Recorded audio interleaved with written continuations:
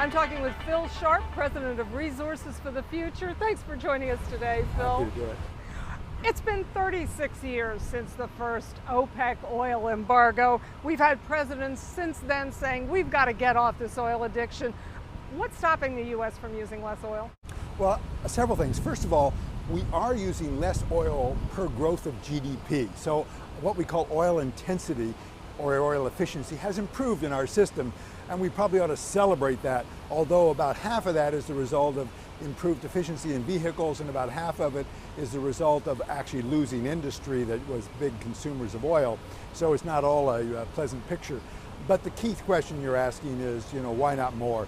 And I think it simply comes down to, while there are a lot of factors feed into it, basically we've been unwilling to say we would price ourselves at a much higher rate to force ourselves in industry and as individuals to use less. And we haven't been willing, and there are people who argue we should not have been willing to take that additional burden on, given the fact we're part of a global economy. But if you really believe in cutting oil, that's really what we needed to be willing to do. We really needed to be willing to raise the price, the cost of using it. That's right. Or you can regulate every way we use it, and you don't see that as a transparent increase in cost, but in fact it does the same thing. That does the same. Well, you were in Congress from 75 to 95. Do you see some missed opportunities there? Well, the one thing that happened to us is I was involved in the early effort to get the fuel economy standards into place. What we did not do, and it was a missed opportunity, was to somehow continue that advance and to recognize that there had become a major flaw in that system and be able to change it. And that would have been a very useful thing to do. It was only changed and only done with this, the administration managed to work this out, the Obama administration, early in their term here, and they had the help of the fact that Congress had passed a new part of it. And that was increasing the CAFE standards? Was that the big thing there? That's right, fuel economy standards, but it actually changes the way in which they will apply, which recognizes changes in the industry and changes in vehicles. Now, Resources for the Future has just completed a big study Yes. on oil options. What is the lowest hanging fruit you found there? What's the thing we could do and do soonest and have the biggest impact?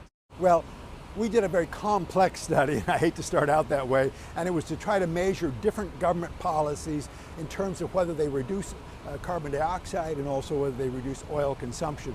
And I hate to tell you what none of us want to hear, but the most effective thing to reduce oil is a good size oil tax. Now, you could rebate every dollar back to consumers, and they may or may not like that, and they could actually come out ahead, but politically that seems to be a hard path to go.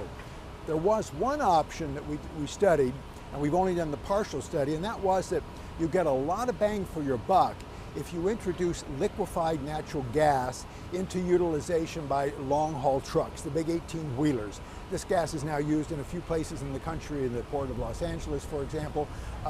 It's more intense than compressed natural gas, and that clearly has for dollar, is a very effective way to reduce.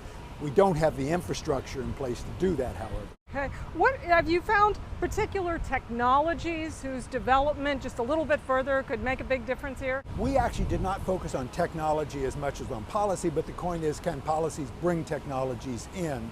And as I just mentioned, the liquefied natural gas is one. Now there's a lot, we did not focus heavily on it, but what more you could do with ethanol, but I think most people feel like we have in place some very strong policies to try to bring in ethanol, and frankly there's in high dispute, and it's not clear we can meet the goals that are already in the law.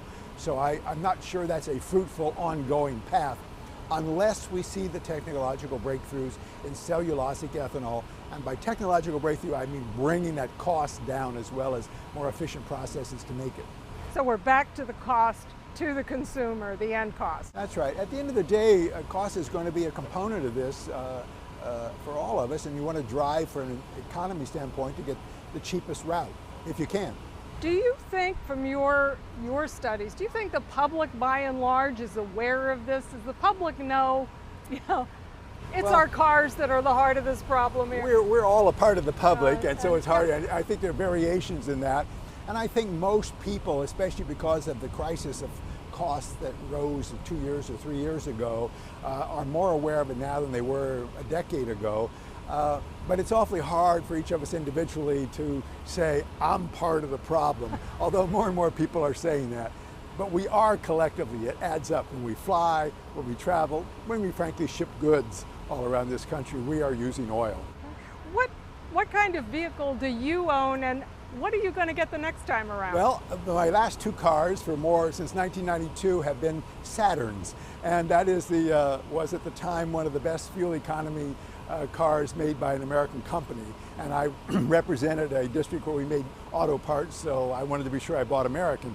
I'm very satisfied with the car, but they're not going to manufacture anymore. I'm lucky these days. I live close enough that I rarely use my car. I walk to work. I live near a subway in town, and so I'm very lucky in that regard.